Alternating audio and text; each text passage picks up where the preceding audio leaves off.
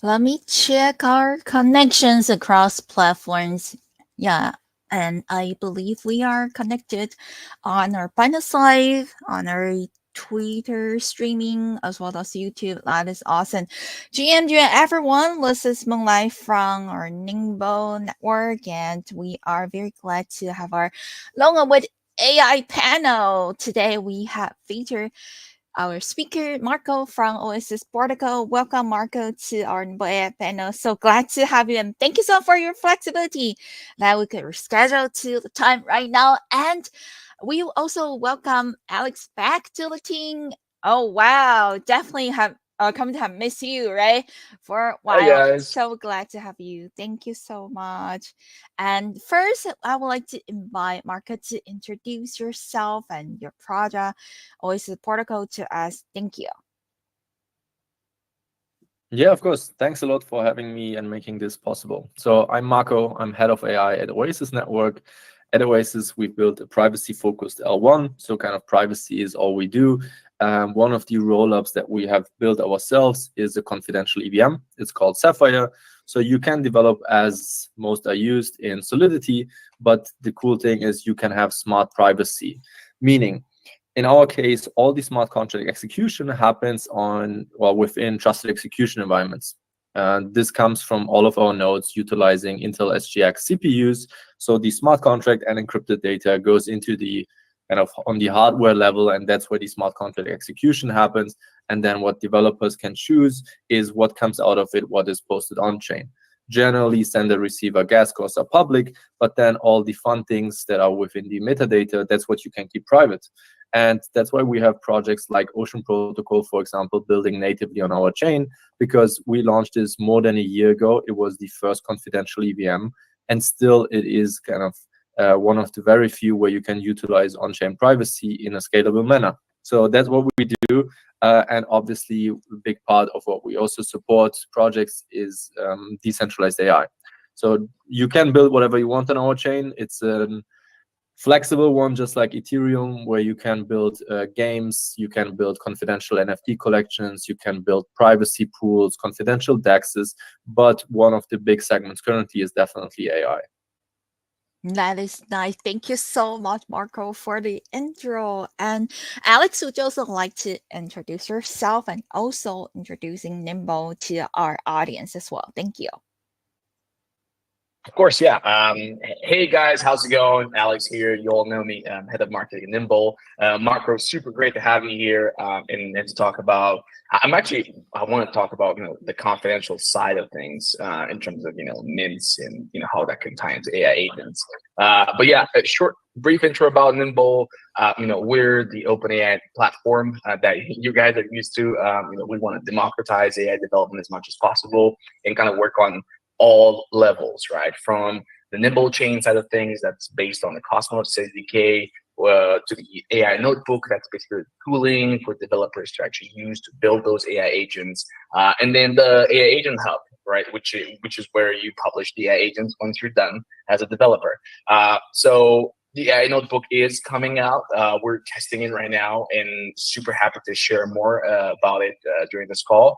But yeah, great to have you here, Mark. Thanks, Moonlight, and yeah, let's kick this off. Awesome. Let's go. And the first question I would like to ask to Marco Lee at the AI at Oasis Protocol is that why is confidential computing very important to Oasis Protocol? Thank you. Yeah, thank you for the question. I mean, it's at the core of everything that we do. So we just want to enable developers to utilize on-chain privacy. Currently, whenever we look at crypto, there simply it doesn't exist. We post whatever we can on-chain. I remember a couple of years ago, the narrative was like, the more we put on-chain, the better. I totally disagree. We honestly, within the team, we see it more like nuclear waste. It's something where we're not ready to handle the consequences of it. We're just posting everything. We have no clue what to do with it afterwards, especially if we get into like this post-quantum world where potentially even the encryption is not secure anymore. We really should take care on what we post on chain. And that's why we built the L1. The main difference to something like Ethereum, for example, would be consensus and compute layers are completely separated. So the consensus layer is super lean. It's independent if the different rollups are kind of congested or something. And as I said, in our case, privacy comes not from like something fancy or mathematical like ZK or newer stuff like FHE, but actually trusted execution environments which come from hardware. So this is something that Intel, for example, enables. We just said, hey, okay, we will utilize this. All of our nodes, they will run very specific CPUs. So there is a bit of a barrier to become a node provider in the Oasis network, but it's almost trivial to rent this from, for example, AWS to have this specific CPU. And with this, then you can participate. You can run these smart contract executions for developers, etc. And something that we see is people really are excited to utilize this. It's just a big question of marketing, letting people know. I'm sure, Alex, you know that this is a problem for most, letting people know what is possible on Oasis, on Nimble. And in our case, just like privacy doesn't really mingle with crypto too much, because when I remember the first time I learned about crypto in like 2016, the big point was like, hey, blockchains are fully transparent. You can verify everything rather easily. You can check for yourself that there is correctness. But I mean, we moved on from this quite a while ago. Like, you don't need to verify by checking all the transactions. You can verify via mathematical proofs, via hardware attestations. So there's different methods for this. And since we are doing an AI panel, that's, I think, where it's really becoming interesting. So currently, everyone wants to utilize this new intelligence that's out there, LLMs or whatever kind of algorithms you want to use. And we want to use them in our on-chain world. But crypto was built on, first, decentralization, but second, also verifiability. And this verifiability does not exist if you just send your compute job, your request to an off-chain model, to an off-chain compute node, and you get a result back. I know that's how most projects currently utilize AI LLMs. But honestly, if you think about it, like, I don't know, did they use my data? How did they use it? Where is it being stored? Did they use the model that they promised? Maybe they're advertising like, yeah, I will provide you with the latest ChatGPT model or Llama 3.2 even. But then they kind of use something less powerful because it's cheaper for them. They use up less of the GPU compute. And then the result that they sent me back, I actually don't have a way to verify that this was actually computed by this node. It could be some arbitrary result that they're sending me back. So this whole non-deterministic nature and this non-verifiability is a real problem, in my opinion, and I think it will be a problem for most in our space. Currently, it can be ignored because the value that is kind of computed, the value that is put on chain, the value that's moved on chain is rather minuscule. Like, but once agents start, for example, moving user funds in the millions, you really want to make sure that the right model was used, that the output is actually correct, etc. And that's something that we are working on. So that's something where, of course, you cannot utilize our node networks with the CPUs, but you would have to expand it into GPUs. And that's what we call, and that's how it's known, it's TEML. So utilizing trusted execution environments for machine learning compute. We released an initial version a couple of weeks ago. This already works to verify off-chain compute, but rather easy compute jobs. So if you have a very simple model or boosted model that can run on a CPU, you could do it, but generally you utilize it for like light clients to other chains, verifying API calls, etc. But the machine learning compute is on our roadmap. It's something that we're working on like full steam, because it's really, really important to the whole ecosystem to verify this whole AI intelligence that we're utilizing on chain. That is nice. Thank you so much, Marco, for letting us know about all the details regarding confidential computing. And of course, if later you could share your screen to demonstrate as some products from Oasis protocol, that would be great as well. Thank you. And also circle back to Alex, the head of marketing over here at Nimble. We'd like to also learn about Nimble, because since most of the time when other people see Nimble, we are a GPU mining project, right? However, of course, we actually Nimble support different sectors, right? From deeping GameFi to SocialFi and other different tracks. And can you elaborate how Nimble's infrastructure and tools facilitate different use cases across these crypto narratives and their specific benefits for each sector? Thank you. Yeah, of course. It's true. It's true. I think when we went to 24/9, people were asking, okay, so you guys are a chain. We're like, we're more than a chain. We have a chain as well, but that's not it. And they're like, I was taking them through the AI lifecycle management process, and they were like, oh, so you're data labeling. They were like, it is part of the entire process of building an AI agent, right? As a side note, data labeling is when you have data that's raw. Imagine like a cluttered room where you need to order in like t-shirts to t-shirts, underwear to underwear to be able to process them and build that closet that you want, sort of. And so for us, imagine developers can build different kind of AI agents. One can be in the GameFi sector. I do think this is one place where it's going to be a game changer. So for example, if you play Minecraft or any other game that you can play solo, like in kind of like your training modes, so to speak, right, just roam mode, then you probably want to talk to somebody, right? You want to have like a chat that you might not want to have a specific actor, like another player. Maybe you're aiming to mine some gold or some special, or you don't want to have another player. You find it together, they mine it first. So this way you can have these non-player characters, that AI agents that act like an NPC, and that kind of interact with you. They can even adapt your gameplay, so it can really be this cool experience of an AI agent that helps you kind of take a more static gaming environment to like a more dynamic experience altogether, right? So this is something that I think in GameFi we'll see all across the board, and the fact that it's using decentralized compute, it's even better, right? I mean, we've had over 22 million transactions at this point on our network, so we've shown really good scalability. When the AI notebook launches and developers can start actually building these AI agents, then that's when it's going to show the best. By the way, we do have an AI hackathon that we're preparing, alpha leak, but yeah, definitely stay tuned for that.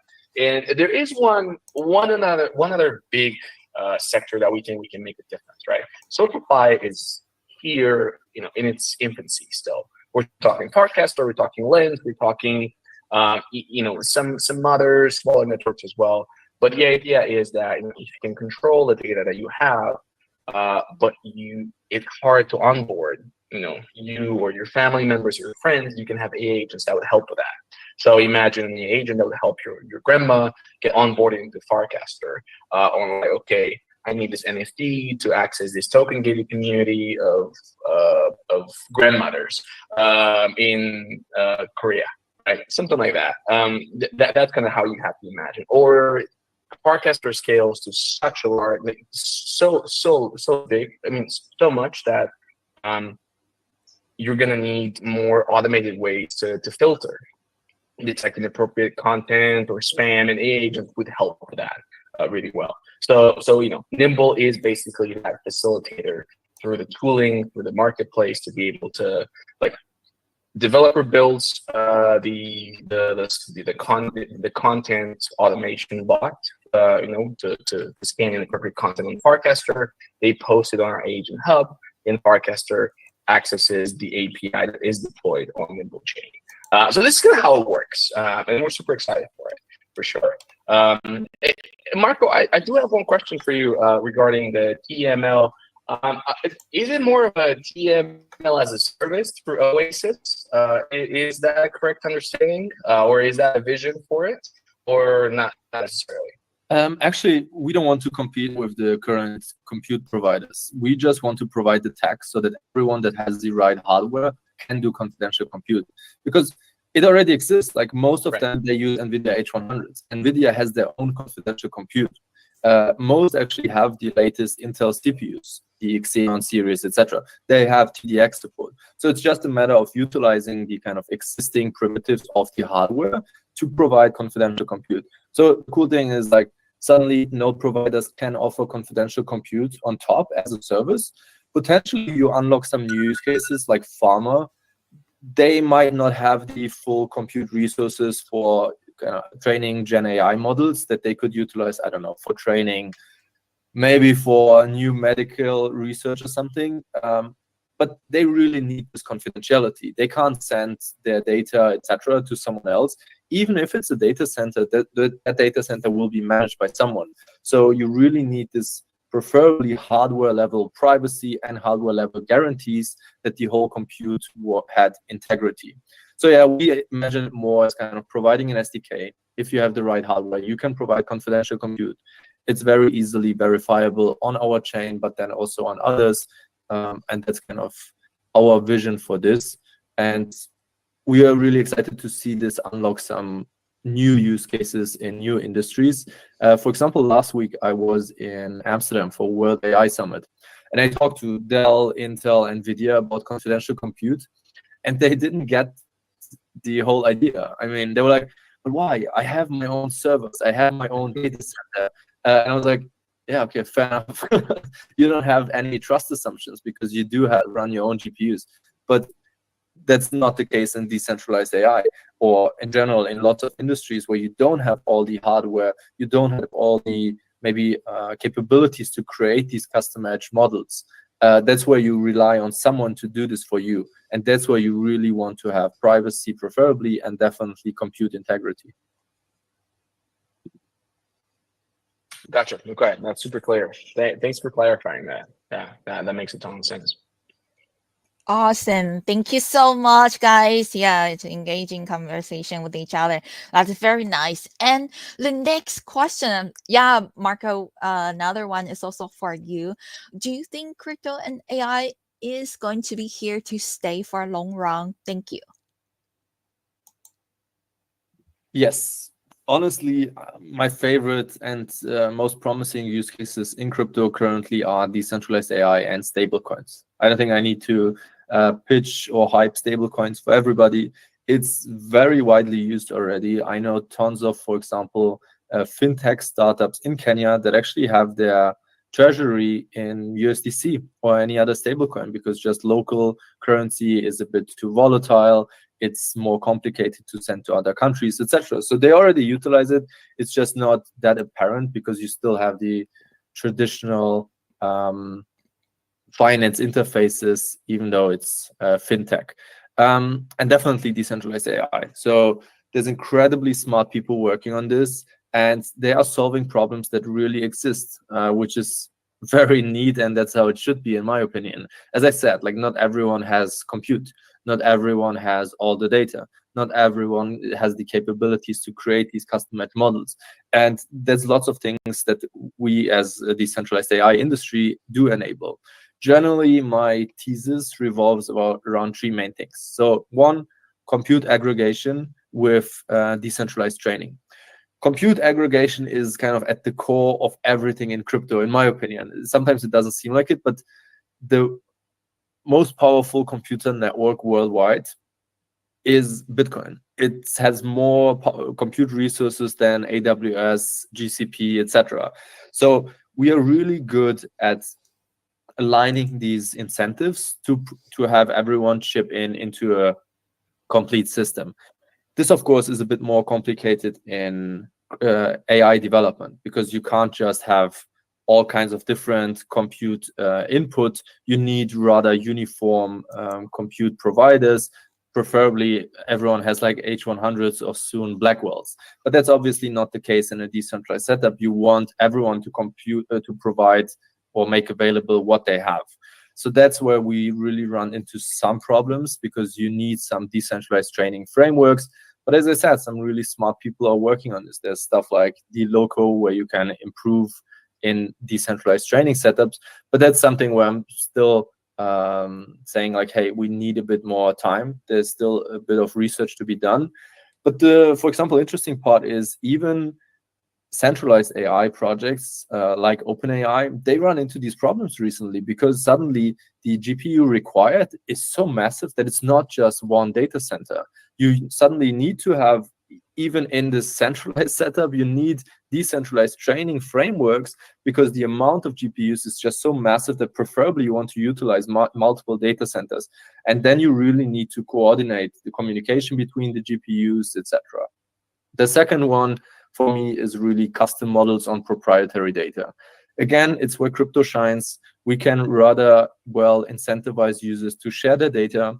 This data can be used for private custom models. Preferably we have for this confidential compute, because then the user is more willing to share its data. Because I could, for example, as Alex mentioned, I could share my WhatsApp, Telegram, or whatever I use chat history with my friends for a custom model. This custom model is then utilized to have AI NPCs, as you said. And then I walk through an open world game, and these people or these NPCs respond to me just like my friends would be. There's this one asshole friend, there's this super nice friend, there's this very knowledgeable friend, and they actually interact with me based on chat history that I provided. Preferably, again, you would want to have private prompts here because software will always have bugs. There can be leaks. So let's keep this as private as possible.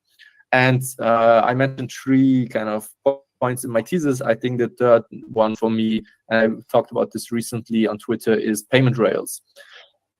We've already built tons of infrastructure and architecture in crypto, and we really should utilize this. And LLM agents potentially at some point want to pay each other. You have one user-facing agent that kind of is your main ChatGPT as you want, this kind of Q&A agent. But this agent wants to utilize resources that it, for example, or that it potentially doesn't have access to. So you have one agent that has access to, I don't know, Statista Pro subscription. So he fetches certain data, then sends it to this main agent, and then you have payments in between. And for all of this, like tracking all of these transactions, the actual tokens to transact, this could be very easily done on crypto. I mean, very easily. I think the infrastructure is there and it can be utilized. And that's definitely one of my hopes for decentralized AI, to utilize all the blockchains that are already there for these microtransactions between AI models. Got it. Thank you so much, Marco, for letting us know about that. And Alex, would you also like to share what role does AI play in addressing global challenges such as climate change, healthcare, etc., education? Thank you. Yeah, this is a pretty big question. It's actually one of my favorite questions, and it's because it's multifaceted, right? These are huge challenges to solve in itself. So when we think about it, within our team, it's kind of like this, right? For climate change, you either have the ability to build AI agents as kind of AI applications for climate modeling. So being able to have better heat maps of the globe for the upcoming year, right? To see exactly, okay, there's been quite a few hurricanes in this area. What's the expectation for this upcoming year? Maybe trajectories, anything like that, right? And this spans from the machine learning model altogether. And just run these as smoothly as possible. Second, it could be things like improving your carbon footprint. Have an AI agent that kind of tells you that, hey, you might why not take a train ride that might take 20 minutes longer than the actual flight path. From you taking the Uber to the airport, sticking around the airport, getting annoyed with the security and the passport control, and then flying and then back. In this way, you might actually reduce your carbon footprint, right? And same goes for healthcare. Healthcare is, I think, one of the sectors that AI can really disrupt, right? It was disrupted really well in the 2012s or so with telemedicine, right? Now it is kind of like, I wouldn't say the gold standard, but like it's something that people don't see as innovative anymore, right? It's kind of a given. And with that, you can have AI agents that can pre-screen patients. So you either have a better diagnostic, or a much shorter session with a patient. So this way, if you pre-screen 10 patients that you'd see in 4 hours, and maybe this way, and then this way you'd spend less time with them. So after a week you can pre-screen 20 or 15 patients, right? So you improve accessibility through these AI agents. This would be something that I'm definitely looking forward to. And then with education itself, I think it's all about personalized learning for maybe less privileged communities. We're thinking about things like smaller communities that can have AI agents, so developers can build agents that would have kind of tailored curriculum, and then bring higher standard of education to communities that would otherwise have fewer access, right? Mobile adoption is pretty high overall. And I mean, I've seen that firsthand when I was tutoring some kids back in Romania, during COVID. And I was asking, okay, how do you take your classes? Well, we take them on WhatsApp, and then we get sent the homework and everything. So if that was this basic, an AA agent could definitely elevate that even more and then personalize it their own language, right? So yeah, this is kind of how I see things. I just God. want to throw in one. Sorry, Moonlight, to Oh, interrupt. of course. It's so nice to always think about the cool parts that AI brings in solving global challenges. Let's not forget that AI is also one of the global challenges itself. Like, I don't think we're ready for post-AGI world where suddenly lots of our jobs are redundant because AI can do it just as well. Suddenly you will have tons of people being at home having to find a new reason to wake up. That's a big challenge that still needs to be solved. Potentially we can use AI for it, but yeah, let's keep that in mind. Nice. Thank you so Yeah. much. Yeah, for the feedback. And over here, we have another question for Marco from Oasis Portugal. What is a missing piece for decentralized AI to take off? Thank you. Yeah, thanks. I think it's what I mentioned previously. Like, we really need even better decentralized training frameworks. As I said, we are great as an industry to align resources, to create incentives for people to share their resources, but to then actually train cutting edge AI models requires quite a bit of work. I saw recently Prime Intellect posted something where they actually improved on the local framework to utilize all kinds of resources for training. That's something where I'm just waiting. I keep reading news. I keep reading kind of research papers on this because this would really be a game changer. If anyone can contribute their compute resources, you have different levels of GPUs that are not equal at all, and you can still train a model efficiently. That's a game changer. And that's when we can compete even with someone like OpenAI. Or they can utilize it. Doesn't always have to be competition. Got it. Thank you so much, yeah, for answering this question. And since it's about time, we will also like to wrap up our AI panel over here with Marco from our Oasis Portugal and Alex from Nimble Network. Thank you so both for joining this session today.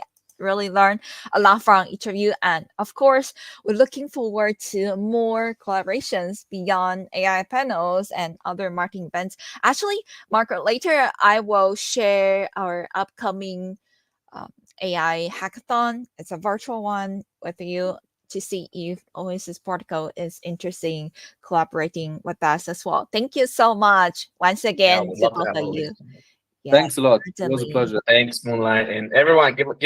Give us and Oasis a quick follow. Helps kind of get things going. Yeah, and join the next day panel. That is I'll for definitely listen. sure. Thank you. I'm going to close our backstage and see you all. Thank you. Thank you. Thank you all. Bye. See you soon. Thanks, Marco. Bye. Thank you. Thanks. Okie dokie, everyone.